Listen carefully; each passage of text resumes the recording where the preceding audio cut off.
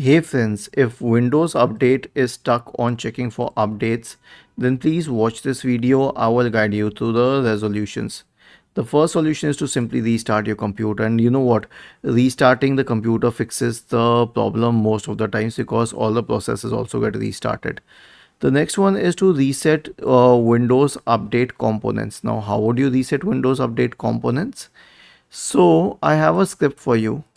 I'll tell you, this is not actually required in such a complicated manner. The main thing is to delete the contents of the software distribution in cat2 folders, which store the cache for the Windows updates and also the process details. So once this has been reset, it will fix the problem. But if that doesn't happen, I think it would be better to restart everything. Now now once you copy this command and search for command prompt in the Windows search bar and click on run as administrator and paste it here and hit enter, it will stop all the Windows update related services. It will rebuild the profile. It will delete the contents of the software distribution in cat2 folders. It will re-register all the DLLs associated with it. It will reset the WinSock and it will finally restart the services. So there is absolutely nothing else left, right?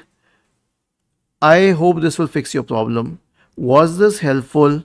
If yes, then please subscribe to the channel, and if not, then let us know in the comment section of the video on how we could help you further. Thank you for watching this video and have a nice day.